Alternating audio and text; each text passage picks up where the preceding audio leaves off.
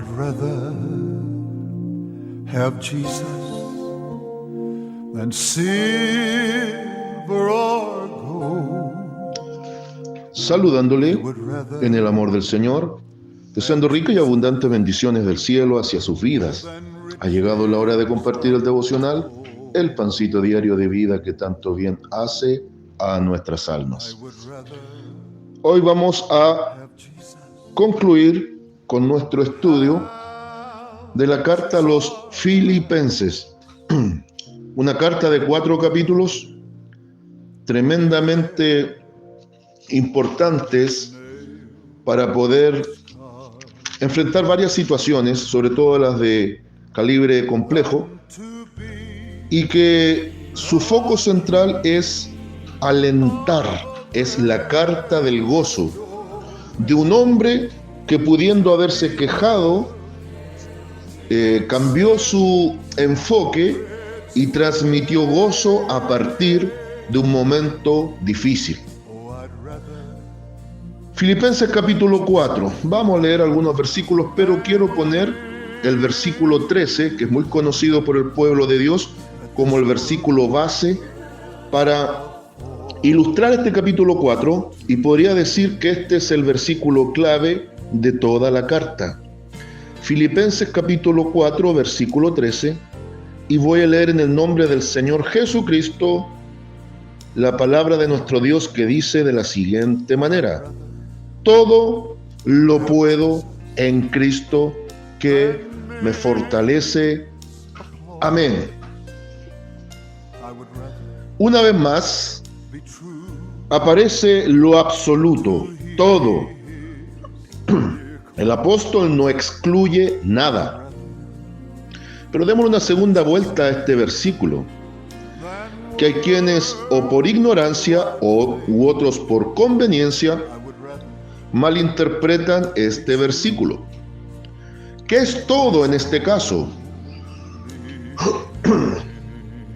Todo lo que nos toque enfrentar, todo lo que nos toque vivir, todo aquello que es parte del plan y propósito de Dios para nuestras vidas, incluyendo los momentos de tribulación, y cuando hablamos de tribulación, significa los procesos que involucran sufrimiento, que involucran estar apesadumbrados, o que involucran lisa y llanamente situaciones contradictorias en nuestra vida cristiana y espiritual. Esto no aplica a cosas totalmente vanas, banales, externas, o simplemente cosas que no van acorde a nuestra relación directa con Dios. No significa que un cristiano vaya a un gimnasio y diga todo lo puedo en Cristo que me fortalece, y piense que de la nada va a levantar una pesa de 500 kilos. Puede sonar cómico, pero yo lo veo como algo tragicómico, porque sabe que ese es mucho del enfoque que hoy por hoy se le está dando a este versículo bíblico. Como que Dios nos va a dar fuerza para cualquier situación, donde vamos a observar ahora en el capítulo 4, que es la coronación de la carta, que en el fondo el apóstol está hablando de que en toda situación, en toda circunstancia, y sobre todo en los momentos más difíciles, si nos enfocamos, porque este es el concepto clave, si nos enfocamos correctamente en pensamientos, acciones y decisiones, vamos a salir triunfante en medio de las situaciones difíciles. Desde el versículo 1 al 7, el énfasis que pone el apóstol es al regocijo en toda situación. Pablo en este capítulo incluso quiere solucionar un problema entre un par de hermanas, Evodia y Síntique, que sean de un mismo sentir en el Señor. ¿Se recuerda lo que decía Pablo el apóstol en el 2:5? Haya pues en vosotros el sentir que hubo en Cristo Jesús. Y viene toda la secuencia de los pasos de humillación hacia la gloria. Pero ese sentir de Cristo ese pensar, ese actuar, ese decidir, esa manifestación en la vida del maestro debe ser replicado por la iglesia. Y es un sentir muy amplio, compasivo, misericordioso, un sentir de amor, un sentir de justicia, un sentir de unidad y un largo etcétera, etcétera. Debían replicarlo los hermanos. Pero acá había dos hermanas que estaban a todas luces con algún nivel de desacuerdo. Ahora también se dirige a un compañero de milicias espirituales llamado Clemente. Y también a partir de él representa a todos los que están, cuyo nombre están inscritos en el libro de la vida. En otras palabras, pone un representante para bendición y pone un ejemplo en dos hermanas para unidad. Bien, perfecto. Y ahora viene, regocijaos, versículo 4, regocijaos en el Señor siempre. ¿Se da cuenta? Típico de la pluma inspirada del apóstol Pablo. El todo o el nada. El siempre o el nunca. Regocijaos en el Señor nunca. No, regocijaos en el Señor siempre. Pablo está transmitiendo esta idea. Iglesia del Señor. Tu regocijo, tu gozo no depende de la situación que vivas. Tu regocijo, tu gozo depende de cómo esté tu relación con Cristo. Depende de cómo te enfoques. Ahora, quizás ya alguien estará diciendo, pero este hombre, este pastor, ¿acaso no ha vivido momentos difíciles para entender que esto no es fácil? ¿Me ha escuchado en todo el estudio de la carta a los Filipenses que he dicho que esto es fácil? No he dicho que es fácil. Y no voy a entrar en detalles, pero sí, estoy dentro de los grupos de los hombres de Dios que nos ha tocado duro, en varios aspectos.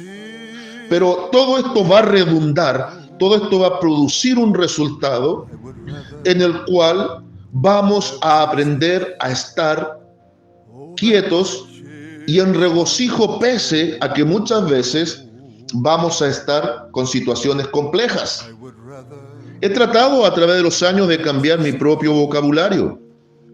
Cada tanto, hace algún tiempo atrás, me decían, ¿cómo está usted? Bien, con la gracia del Señor. El problema es que mi rostro no transmitía eso. Y eso indicaba que más que una realidad espiritual vivida en ese tiempo, era una postura frente a los demás. Porque en realidad no estaba bien. Porque a veces el proceso nos agobia. Y más que regocijo puede comenzar el tiempo de la queja. Entonces he tratado de ir cambiando mi vocabulario y cada vez que me acerco, me aproximo al estudio de esta carta, más potencia esa idea. Entonces para un cristiano es mejor decir estoy bendecido. Las hermanas dicen estoy bendecida. Porque en todo tiempo, en toda circunstancia, hay bendición de Dios. Pablo decía, en todo tiempo regocíjate. En el dolor regocíjate. En la cárcel regocíjate. En la tribulación regocíjate. Regocijaos en el Señor siempre. Otra vez digo, regocijaos. Versículo 5. Vuestra gentileza sea conocida de todos los hombres, el Señor está cerca. ¿Por qué dice esto el apóstol Pablo? Porque los hermanos de Filipo tenían una característica. Eran gente que realmente sabían amar fraternalmente. Eran gente dadivosa para apoyar la obra. Y con el apóstol Pablo habían demostrado un amor profundo hacia Cristo, apoyando al siervo de Dios. Versículos 6 y 7. Por nada estéis afanados, o por nada estéis afanosos, que es lo mismo, sino sean conocidas vuestras peticiones delante de Dios en toda oración y ruego con acción de gracias. Y la paz de Dios, que sobrepasa todo entendimiento, guardará vuestros corazones y vuestros pensamientos en Cristo Jesús. Entonces aquí el apóstol está delineando y explicando cómo se puede estar en regocijo pese a la situación complicada. Cómo considerarnos bendecidos cuando incluso las cosas se ponen cuesta arriba. Va en el enfoque. Va en cómo visualicemos las cosas. Oración constante, ruego, pero siempre con acción de gracias. Y esa paz de Dios que sobrepasa todo el entendimiento va a guardar nuestra mente en Cristo. Y fíjese lo que dice ahora, desde el versículo 8 al 9. Y lo bonito es que la Reina Valera nos va dando la secuencia con subtítulos. ¿Te quieres regocijar siempre en el Señor? Comienza a pensar en esto, enfócate en esto. Por lo demás, hermanos, todo lo que es verdadero, todo lo honesto, todo lo justo, todo lo puro, todo lo amable, todo lo que es de buen nombre, si hay virtud alguna y si hay algo digno de alabanza, en esto pensad. Enfoca 7 cosas claves, 7 virtudes gloriosas, que lo podemos resumir en esto. ¿Quieres tener regocijo pese a la situación? ¿Quieres enfocarte correctamente? Piensa en todo tiempo en Dios. Dios es más grande que tu enfermedad. Dios es más grande que tu problema. Dios es más grande que la oposición del diablo. Dios es más grande que la desesperanza. Dios es más grande que la duda. En todo, Dios es más grande. Por eso, lo que aprendisteis y recibisteis y oísteis y visteis en mí, me pongo como ejemplo, dice el apóstol, esto haced, toma mi ejemplo, replica mi ejemplo. Para mí la cárcel, los barrotes, no son causa de tristeza, son motivo de regocijo. Porque puedo estar preso, pero la palabra corre y es glorificada. Enfoque, iglesia. ¿Cuál es tu enfoque? Hay presos que están más libres que los que dicen estar libres, pero están presos de dogmas, de paradigmas, de malos pensamientos, de temores, de miedos. ¿Qué nivel de libertad tienes tú y gozas en este tiempo? Y no estoy hablando de vivir un evangelio desenfrenado liberal, no se confunda conmigo. Estoy diciendo que a veces somos cautivos en nuestra mente porque no enfocamos nuestros pensamientos correctamente. A veces vemos más grande el problema porque lo miramos con los ojos humanos. Le pongo el ejemplo. ¿Sabe por qué David venció a Goliat? ¿No lo sabe? Me va a decir porque Dios lo permitió, perfecto. Y me puede poner un listado de cosas acorde a Biblia y todas se las voy a encontrar correctas. Pero hay un detalle que quizás usted ha pasado por alto. Lo común sería mirar hacia arriba a un gigante de 3 metros. Y sería lo lógico, mirarlo hacia arriba. Pero David miraba con los ojos de Dios, lo miraba hacia abajo. Aleluya. ¿Será que a lo mejor la situación que estás viviendo la estás viendo más grande que lo que es porque no te has enfocado a mirar las cosas con la mirada divina? Cuando comenzamos a ver al gigante hacia abajo y no hacia arriba, es cuando nos enfocamos correctamente y el regocijo surge a través de las lágrimas.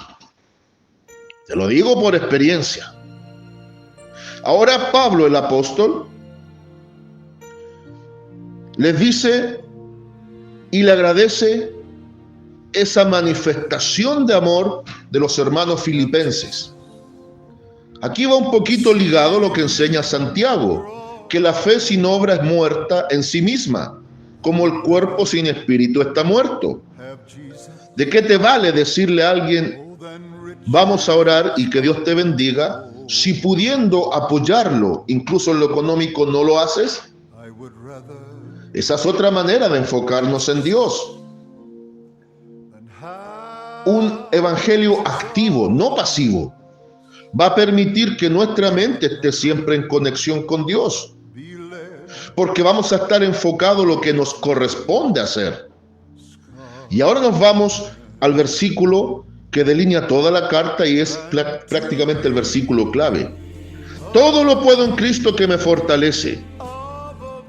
Agradece en este caso a los filipenses con sus dádivas para apoyarle a él y al ministerio, pero Pablo también tenía de oficio hacer tiendas. Sabía mantenerse con sus propias manos. Pero aquí está el versículo clave para entender esto. Vamos a leer el anterior y el posterior y nos va a dar el contexto. 4:12. Sé vivir humildemente y sé tener abundancia. Note por favor, nuevamente el imperativo de lo absoluto. En todo y por todo estoy enseñado. Así que para estar saciado, como para tener hambre, así para tener abundancia, como para padecer necesidad. Qué extraordinario nivel de madurez y equilibrio espiritual tenía este hombre de Dios. A veces porque no tenemos mantequilla para echarle al pan, ya comenzamos con el lenguaje de la queja. Ya se nos va el regocijo a los tobillos. Ya se nos va y acaba el aleluya, el gloria a Dios. Y comienza el diablo a trabajar. Y el gigante se ve más grande, más grande, más grande, más fuerte, más poderoso. ¿Es que acaso hay alguna letra chica en el contrato que Dios firmó con sangre con su Hijo cuando nos salvó? ¿Alguna triquiñuela que dijera esto va a ser fácil? Nunca dijo Cristo que esto iba a ser fácil.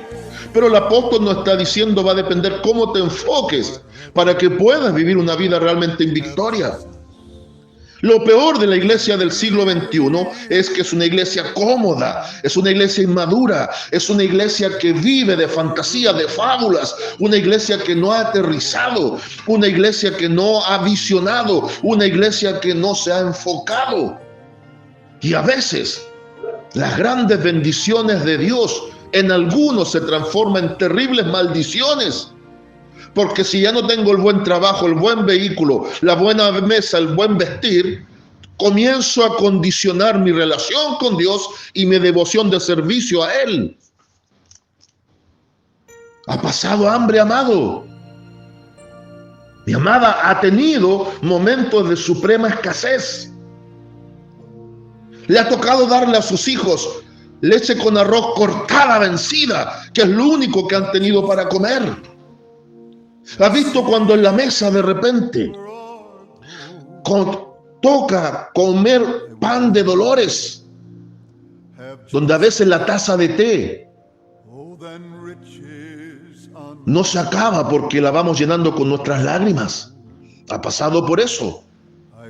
No ha entendido que ese es el gimnasio de Dios para fortalecer los músculos espirituales.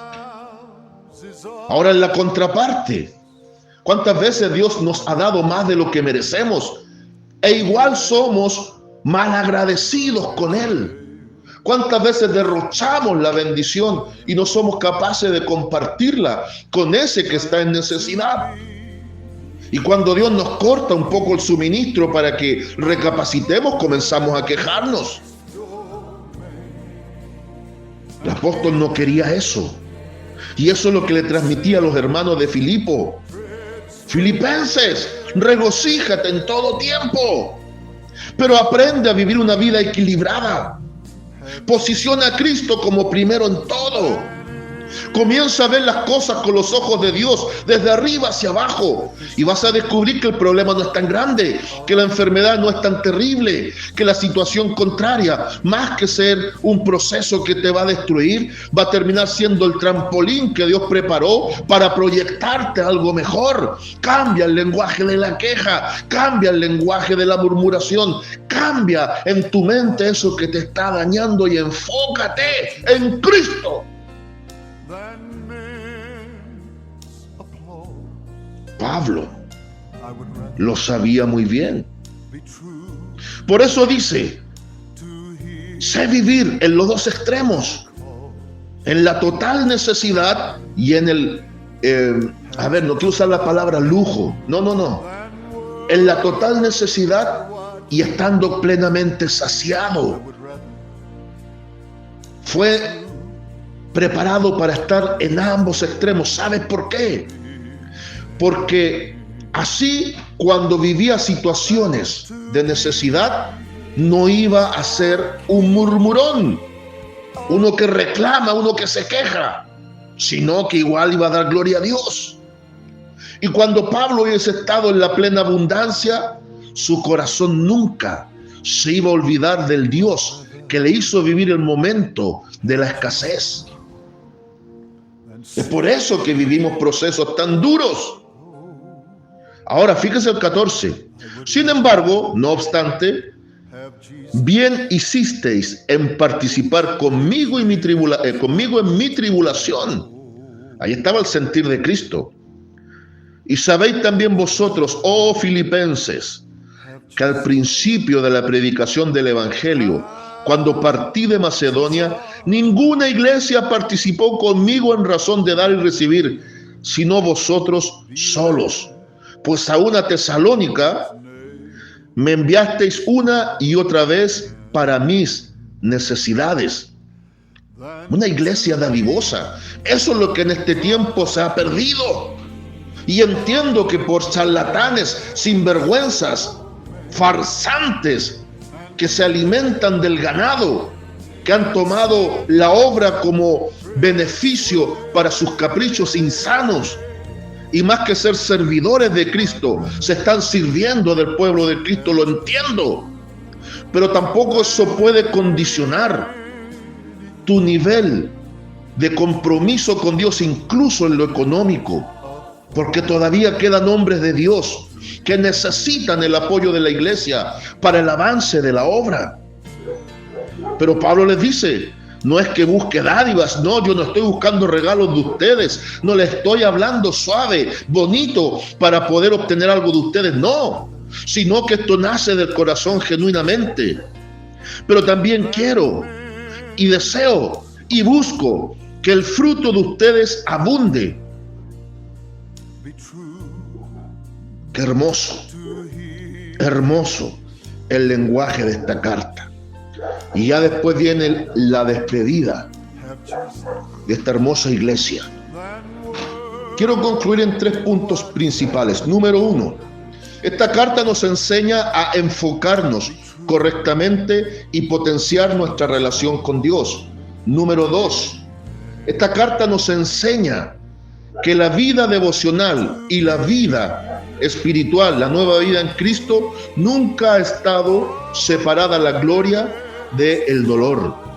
Y número 3, es un llamado urgente igual a que la iglesia, sobre todo en este tiempo, al observar el calibre de estas cartas, entendamos que Dios quiere que comencemos a madurar y que sea un fruto notable de Él trabajando en nuestros corazones. Saludos de paz, amor y bendición desde Longaví a cada uno de ustedes.